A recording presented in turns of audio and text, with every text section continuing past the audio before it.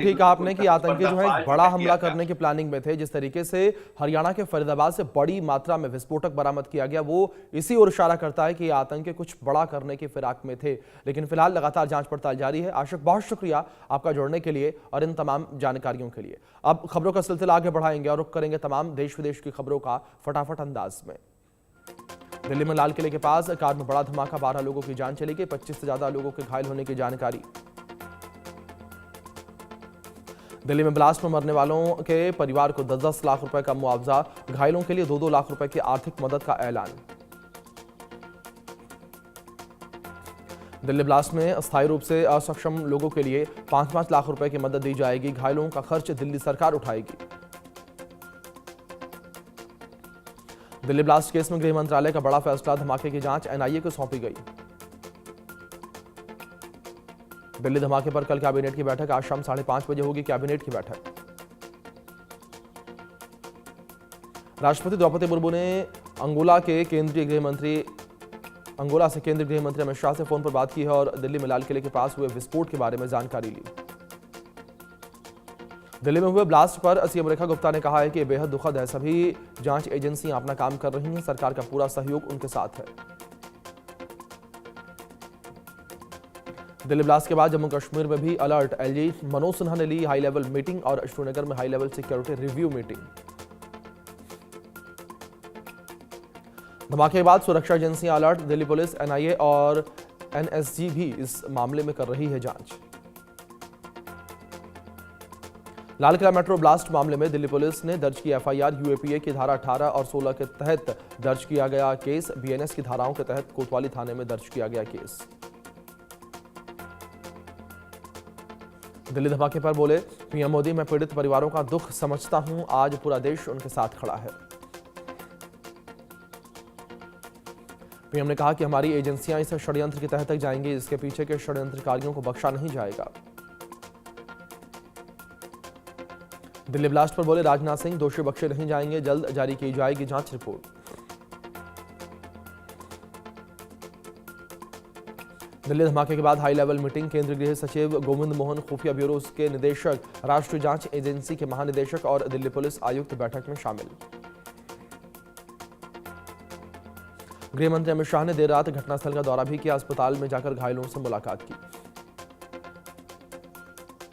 फरीदाबाद में तबलीगी जमात के 10 लोगों से पूछताछ, श्रीनगर, ओडिशा और मेवात के रहने वाले हैं लोग, 20 दिन पहले इस्लाम का प्रचार करने आए थे। आईजी सीआरपीएफ राजेश अग्रवाल ने दिल्ली लाल किला विस्फोट स्थल पर पहुंचकर जायजा लिया और उन्होंने कहा कि सीआरपीएफ दिल्ली पुलिस को हर आवश्यक सहायता प्रदान करेगी। एनएसजी ने घटनास्थल पर जांच की और मौके से कई सबूत जुटाए हैं। कल शाम हादसे में अब तक 12 लोगों की जान गई।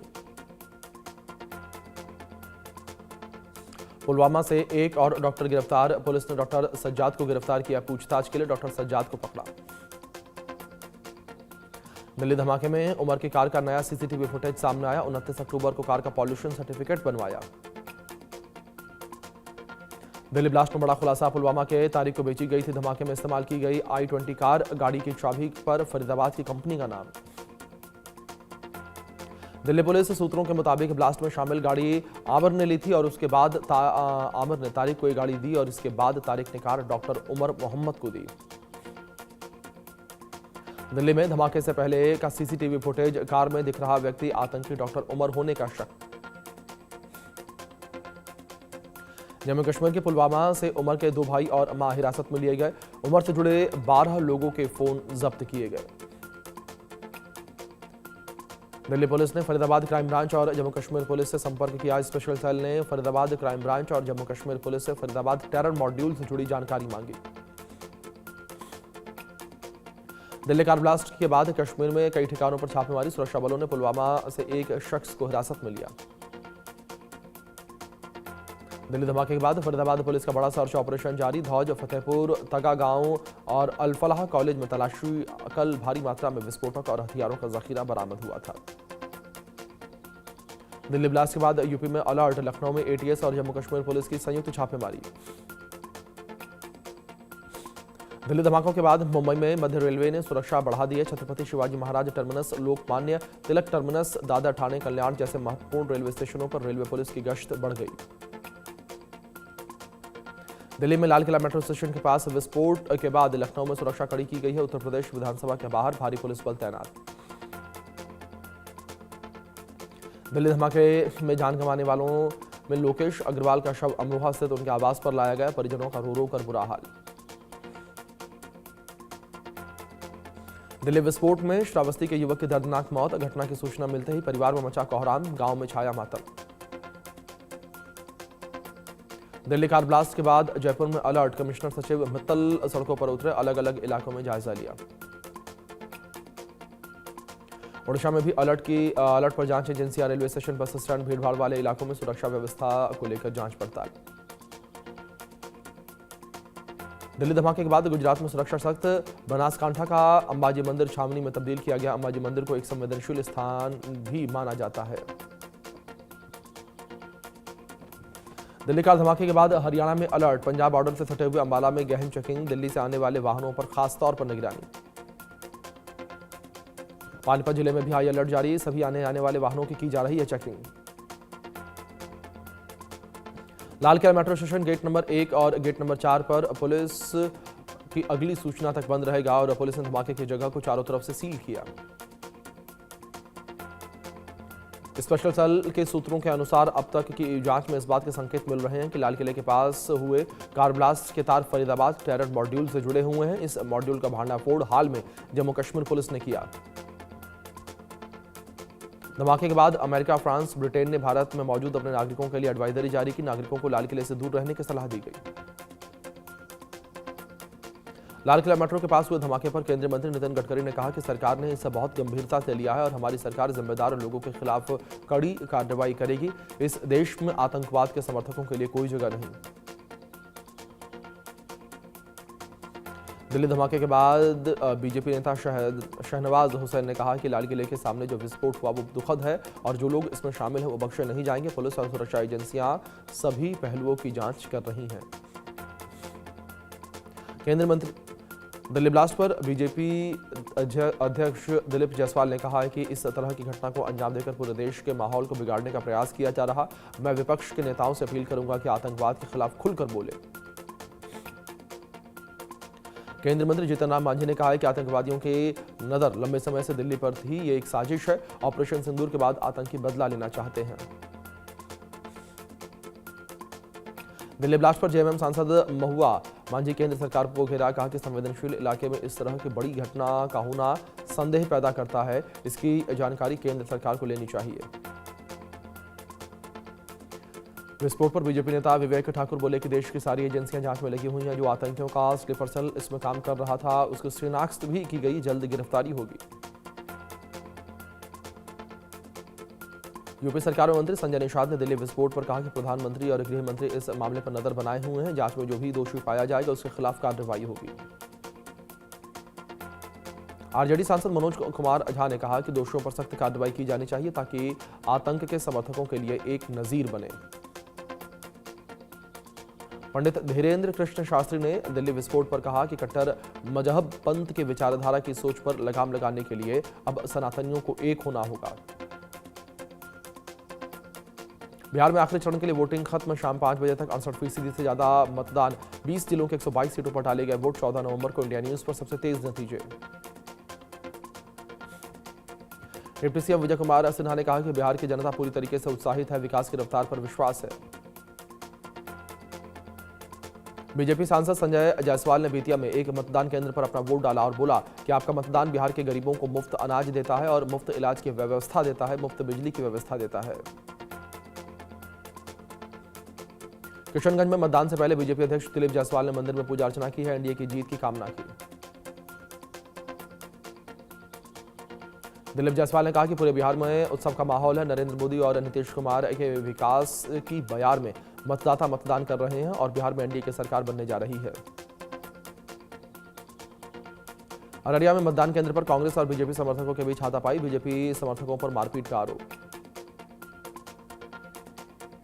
आरजेडी नेता मृत्युंजय तिवारी ने कहा है कि बिहार में परिवर्तन की लहर है और दूसरे चरण के मतदान में भी अपार जनसमर्थन तेजस्वी यादव और महागठबंधन की सरकार को मिलने जा रहे हैं।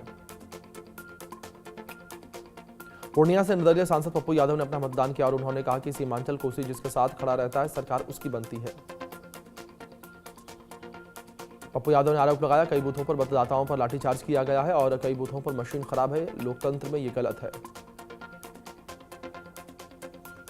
पूर्व डिप्टी सीएम और कटिहार से बीजेपी उम्मीदवार तारकेश्वर प्रसाद ने मतदान किया और एनडीए सरकार बनने का दावा किया। सुपौल में बीजेपी नेता सैयद शहनवाज हुसैन ने वोट डाला और पत्नी के साथ वोटिंग के लिए पहुंचे थे शहनवाज हुसैन। सैयद शहनवाज हुसैन की पत्नी रेणु हुसैन ने कहा कि मैं शादी के बाद पहली बार यहां वोट कर रही हूं, मुझे बेहद खुशी है कि बिहार के लोग विकास के लिए वोट कर रहे हैं। मोतिहारी में कृष्णनंद पासवान ने मतदान किया और हरसिद्धि सीट से बीजेपी उम्मीदवार हैं कृष्णनंद पासवान।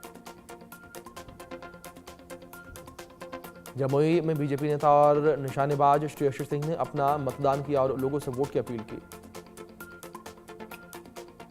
बेतिया में पूर्व डिप्टी सीएम और बीजेपी प्रत्याशी रेणु देवी ने बूथ नंबर 85 पर मतदान किया। बिहार कांग्रेस अध्यक्ष राजेश राम ई रिक्शा से मतदान करने के लिए मतदान केंद्र पर पहुंचे और औरंगाबाद में पत्नी के साथ मतदान किया। डीजल और पेट्रोल के बढ़ते दामों पर सरकार पर निशाना साधा। जनसुराज पार्टी के संस्थापक प्रशांत किशोर ने कहा कि यह मतदान बिहार में बदलाव और बेहतरी के लिए है। युवा को 10 से 12 हजार रुपए के लिए दूसरे राज्य नहीं जाना पड़े, इस बात के लिए मतदान हो रहा है।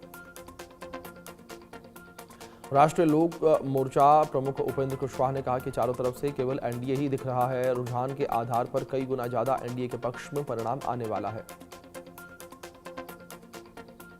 जेडीयू नेता नीरज कुमार ने जीत का दावा किया, बोले कि जनता विकास के साथ है और तेजस्वी यादव मौसम खराब होने पर घर से नहीं निकलते, लेकिन अब हार का ठीकरा ईवीएम पर फोड़ रहे हैं। पश्चिम चंपारण के नरकटियागंज में केंद्रीय मंत्री सतीश चंद्र दुबे ने मतदान किया। गया में आरजेडी उम्मीदवार कुमार सर्वजीत ने अपने परिवार के साथ मतदान किया। बोधगया विधानसभा से आरजेडी उम्मीदवार कुमार सर्वजीत। गया में वोटिंग के लिए लोगों में उत्साह दिखा। एक मतदान केंद्र पर महिला दिव्यांग मतदाता ने मतदान किया। भागलपुर में कांग्रेस उम्मीदवार अजय शर्मा ने अपना मतदान किया और लोगों से वोट की अपील की। आरजेडी सांसद मनोज कुमार झा ने कहा कि बिहार में बदलाव की लहर है और जनता जुमलों से परेशान है। जेडीयू सांसद संजय झा ने कहा कि मतदाताओं में कितना उत्साह है। बिहार में सुशासन, शांति और विकास के लिए बड़ी संख्या में लोग निकल रहे हैं। भागलपुर एलजेपी रामविलास सांसद राजेश वर्मा ने अपने परिवार के साथ मतदान किया और दुर्गाचरण हाई स्कूल मतदान केंद्र पर वोट किया। भूटान में प्रधानमंत्री नरेंद्र मोदी का शानदार स्वागत, प्रधानमंत्री शेरिंग तोब्गे ने स्वागत किया। थिम्पू में प्रधानमंत्री नरेंद्र मोदी ने वार्ता की और भूटान के ड्रुक ग्यालपो और राजा जिग्मे खेसर नामग्याल वांगचुक के प्रतिनिधिमंडल स्तर की वार्ता की। पश्चिम बंगाल में शिक्षक भर्ती में भ्रष्टाचार का मामला, पूर्व शिक्षा मंत्री पार्थ चटर्जी को 3 साल और 3 महीने बाद जमानत मिली। देहरादून स्थित मुख्य सेवक सदन में जनता मिलन कार्यक्रम का आयोजन, सीएम धामी ने लोगों से संवाद किया और शिकायतों के निस्तारण के निर्देश दिए। दिल्ली में ग्रेड 3 लागू किया गया, 5वीं तक के स्कूलों में ऑनलाइन क्लास और गैर जरूरी निर्माण कार्य पर रोक रहेगी। दिल्ली में पुराने डीजल वाहनों पर रोक। निठारी हत्याकांड केस में सुरेंद्र कोहली को सुप्रीम कोर्ट से बड़ी राहत, सुरेंद्र कोहली को मिली उम्र कैद की सजा वापस ली गई और सुप्रीम कोर्ट ने कोहली को बरी करने का आदेश दिया। राजस्थान के जैसलमेर में सेना का युद्ध अभ्यास त्रिसेवा त्रिशूल अभ्यास के तहत अभ्यास मारू ज्वाला का आयोजन किया गया। झांसी में सोने चांदी के व्यापारी की दुकान पर जीएसटी का छापा, करोड़ों के टैक्स चोरी का मामला। व्यापारी ने साल 2024-25 में 335 करोड़ रुपए के टर्नओवर में मात्र 19,500 रुपए का टैक्स जमा किया। जेवर कोठी और अन्य फार्म हाउस पर जीएसटी चोरी का आरोप। मुरादाबाद में पुलिस और बदमाशों के बीच मुठभेड़, व्यापारी से 1 करोड़ की नगददारी मांगने वाले 2 छात्र बदमाश ढेर। मुरादाबाद के भोजपुर थाना क्षेत्र में हुई मुठभेड़, बदमाश टिड्डा पर 1 लाख रुपए और टीनू पर था 50,000 रुपए का इनाम। टिड्डा पर 65 मामले और दीनू पर 25 मामले अलग अलग थानों में दर्ज। इस्लामाबाद कोर्ट के बाहर आत्मघाती हमला। इस्लामाबाद में जिला कोर्ट के बाहर विस्फोट में 12 लोगों की मौत, कई घायल। पाकिस्तान में आईईडी ब्लास्ट के बाद 8 जवानों की मौत हो गई, 9 जवान घायल। पाकिस्तानी खुफिया एजेंसी आईएसआई की खूंखार S1 यूनिट हुई बेनकाब। इस्लामाबाद में है हेडक्वार्टर, बम बनाने और ब्लास्ट में माहिर। रूस के सैटेलाइट ने बढ़ाई जर्मनी और ब्रिटेन की चिंता। जर्मनी और ब्रिटेन ने रूस पर लगाया बड़ा आरोप। रूस के सैटेलाइट पश्चिमी देशों के उपग्रहों की कर रहे हैं जासूसी। हिंदी सिनेमा के दिग्गज एक्टर धर्मेंद्र की हालत अभी भी नाजुक। उनके निधन की खबर का बेटी ईशा देओल ने पूरी तरीके से खंडन किया। अभिनेता धर्मेंद्र की पत्नी हेमा मालिनी ने भी निधन की खबरें सामने आने के बाद नाराजगी जताई। पोस्ट करके लिखा कि जो हो रहा है वो माफ करने लायक नहीं। जिम्मेदार चैनल किसी ऐसे व्यक्ति के बारे में झूठी खबरें न फैलाएं। एक्टर धर्मेंद्र का मुंबई के ब्रिच कैंडी अस्पताल में इलाज जारी। बीते कई दिनों से अस्पताल में भर्ती। सोमवार दोपहर अचानक उनकी तबीयत ज्यादा बिगड़ने के बाद यह खबर सामने आई।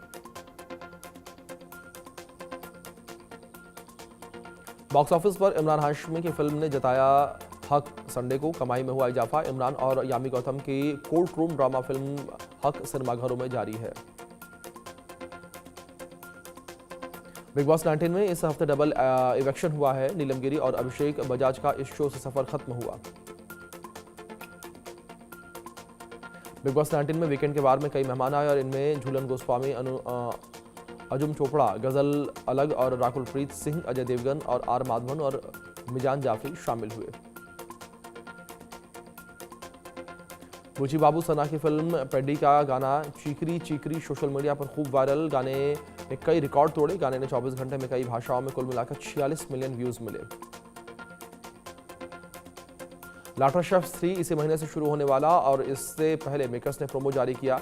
विवियन डिसेना को लेकर एक मजेदार प्रोमो जारी किया गया है। इसमें वो एकदम शांत और चुपचाप होकर अपना खाना बना रहे हैं और कृष्णा अभिषेक उनके फिरकी ले रहे हैं।